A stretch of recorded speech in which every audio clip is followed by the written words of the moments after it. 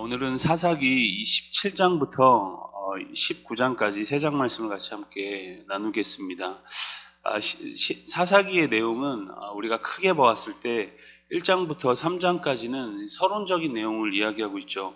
가나안 정복 과정과 그리고 여호수아의 죽음에 대한 이야기를 하고 있습니다. 그리고 3장부터 12장까지는 본론에 대한 이야기죠. 운니엘이라는 사사부터 이 삼손에 이르기까지 12명의 사사 이야기를 쭉 이제 하고 있습니다. 그리고 오늘 우리가 살펴볼 이 17장 이후부터는 사사기에 있어서 마치 부록과 같이 등장하는 부분입니다. 오늘 17장은 이 미가라는 사람의 이야기로 시작하고 있습니다. 미가는 예루살렘 북쪽 에브라임 산지에 살고 있는 사람이었고, 그의 어머니는 상당히 많은 가치를 지녔던 은 110세겔, 1100세겔, 110세겔이 아니라 1100세겔을 잃어버리게 되죠. 그러자 자신의 재산을 훔쳐간 사람을 저주하게 됩니다. 그런데 그 돈에 손을 댄 것은 자신의 아들이었던 미가라는 사람이었습니다. 미가는 어머니 저주가 자신에게 미칠 것을 두려워해서 그 돈을 다시 돌려드렸고, 어머니는 자신의 저주가 아들에게 미치지 않도록 200세겔을 하나님께 드리기로 그렇게 작정을 합니다. 미가는 자신의 신당이 있었다고 성경은 이야기하고 있습니다. 자신의 신당에다가 신상을 새겨놓고 그렇게 또 이렇게 약간 종교적인 어떤 그런 장소를 마련해 놓는 것이죠. 신상을 새기고 거기다가 또 제사장이 필요하니까 우선 자신의 아들이었던 한 아들을 자신의 제사장으로 세우는 것이에요. 굉장히 내용이 좀 이상하죠. 복잡하고 하나님께서 정하신 제사에 관한 율법이 있는데, 결론적으로 이야기하면은 율법이 있는데 마음대로 자신들만의 신상을 꾸며서 저주를 이렇게 넘어가 보려는, 그리고 자신 마음대로 이제 하나님을 부리려는 그런 행동을 하고 있는 것입니다. 우리 17장 6절의 말씀을 같이 함께 보시겠습니다. 17장 6절입니다. 그때에는 이스라엘에 왕이 없었으므로 사람마다 자기 소견에 옳은 대로 행하였더라. 지금 성경은 이런 미가의 행동을 왕이 없으므로 자기 소견에 옳은 대로 행하였더라라는 그런 행동으로 규정을 하고 있는 것입니다. 이 일이 양심에 찔렸는지 나중에는 이 지나가는 한 레위인을 제사장으로 삼게 되죠. 우리 10절 말씀도 같이 보겠습니다.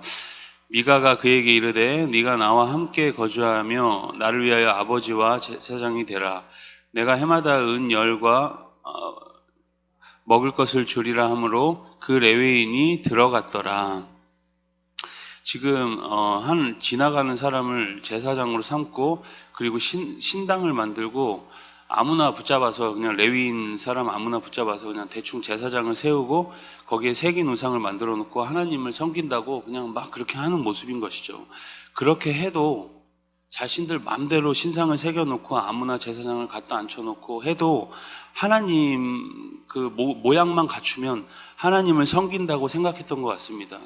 그런데 여러분, 이것은 하나님을 섬기는 게 아니라 마치 하나님을 자기 종부리듯이 거기 신당에다 가둬놓고 자기 종부리듯이 생각하는 모습인 것이에요. 그럼 당시 사회가 얼마나 이렇게 종교적으로까지 타락했는지를, 무지하고 타락했는지를 볼 수 있는 장면인 것입니다. 그럼 미가뿐만 아니라 이 레위 청년 역시 그런 제안을 거부를 했어야죠. 정상적인 사람이라면.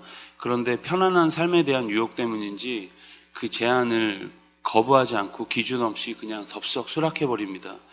제가 여러분 사사기를 시작하면서 이 사사시대의 모습은 지금 우리의 모습과 아주 비슷하다라고 그렇게 말씀을 드렸습니다. 그게 이유가 무엇이냐면, 하나님을 나에게 복 주시는 우상 정도로, 하나님이 복 주시는 분이 분명하지만 하나님이 마치 나에게 가둬놓고 내가 섬기면 복 주시는 우상 정도로 생각하는 것이에요. 더 큰 분으로 생각하지 않는 것이죠. 여러분, 오늘 우리 말씀을 통해서 우리의 심령을 점검해보는 귀한 날 되길 축복합니다. 이어서 우리 18장으로 가면 단지파에 대한 이야기가 등장합니다.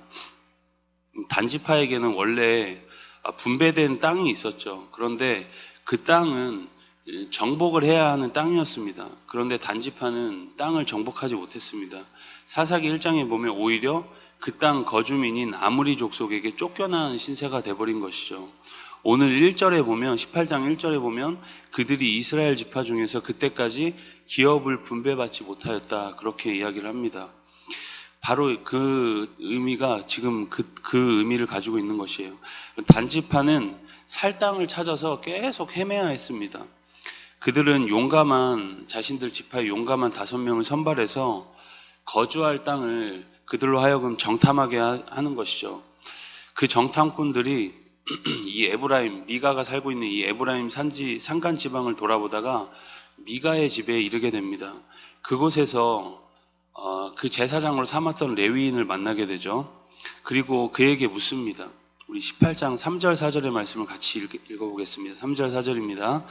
그들이 미가의 집에 있을 때에 그 레위 청년의 음성을 알아듣고 그리로 돌아가서 그에게 이르되 누가 너를 이리로 인도하였으며 네가 여기서 무엇을 하며 여기서 무엇을 얻었느냐 하니 그가 그들에게 이르되 미가가 이러이러하게 나를 대접하고 나를 고용하여 나를 자기의 제사장으로 삼았느니라 하니라.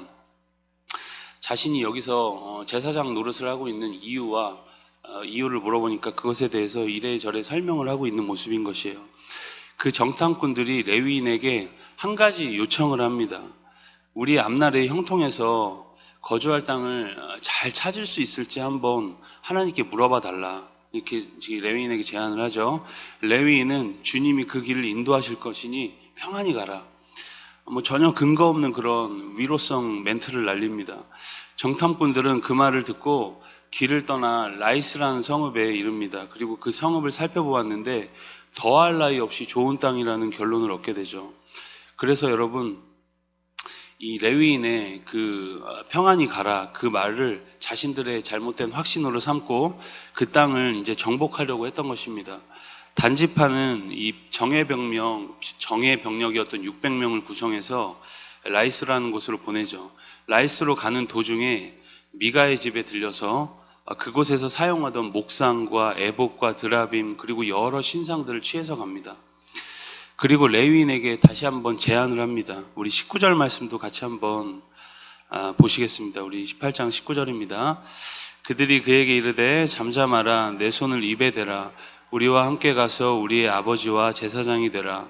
내가 한 사람의 집에 제사장이 되는 것과 이스라엘의 한 지파 한 족속의 제사장이 되는 것 중에서 어느 것이 낫겠느냐 하는지라. 지금 같이 가자, 그런 제안을 하죠. 이렇게 좁은 데서 놀지 말고 가서 큰 물에서 놀자, 그런 제안을 합니다. 그 제안에 레위인은 다시 한번 그 제안을 주저없이 받아들입니다. 지금 이스라엘의 영적 상황이 얼마나 지금 상태가 안 좋은지를 보여주고 있는 장면인 것이에요. 굉장히 무질서하고 부패한 모습인 것이죠.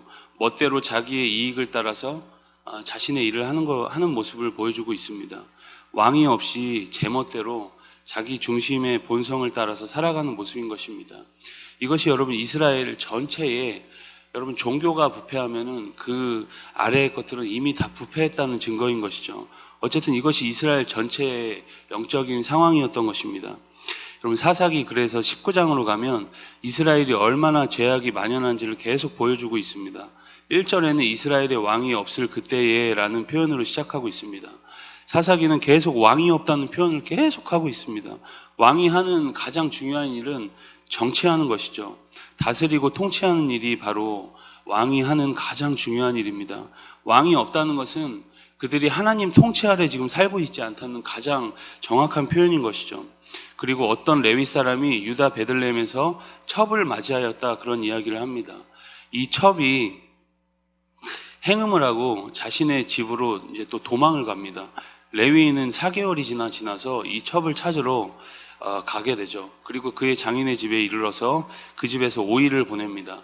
그런데 5째 날이 되자 장인의 계속되는 권유에도 불구하고 레위인의 첩을 데리고 이제 에브라임으로 떠나게 되죠. 베냐민 기브아 땅에 도착한 그들은 한 노인의 집에 머물게 됩니다. 그런데 그 성읍의 불량배들이 그 집을 에워싸고 문을 막 두들기죠. 그 여인을 내놓으라는 것입니다. 베냐민의 젊은 남자들은 레위인의 그 첩을 밤새 능욕합니다. 능욕한 후에 그 여인을 죽였는지 어쨌든 죽음을 당한 건지 죽음을 당해서 버려지게 됩니다. 이 일로 여러분 지파 간에 내전이 또 벌어지는 거예요. 동족 상잔의 비극이 베냐민과 에브라임 사이에 벌어지게 됩니다. 레위인이 여러분 첩을 맞이하고 베냐민 사람들은 그 첩을 능욕하고 어디를 보아도 여러분 하나님의 통치가 종교에도 사회에도 전혀 실현되는 것 같지 않는 모습을 볼 수 있습니다. 죄를 전혀 죄로 여기지 않는 시대를 지금 막 극명하게 보여주고 있는 것이죠. 성적으로 타락하고 영적으로 능력이 전혀 없는 시대입니다. 죄가 사회 전역에 팽배한 모습입니다. 이것이 여러분 하나님 없는 시대의 가장 분명한 모습인 것이죠. 여러분 우리의 모습은 어떻습니까? 우리의 가정은 어떤가요? 내가 속한 공동체의 모습은 어떻습니까?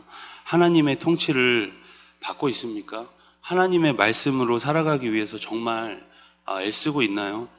우리가 오늘 사사기 말씀을 보면서 나와 우리 가정 그리고 우리 교회 이 나라의 이민족을 위해서 기도하면서 다시금 하나님의 통치를 받기를 소망하는 은혜의 날 되기를 주님의 이름으로 축복합니다. 우리 주의 말씀을 경청합니다.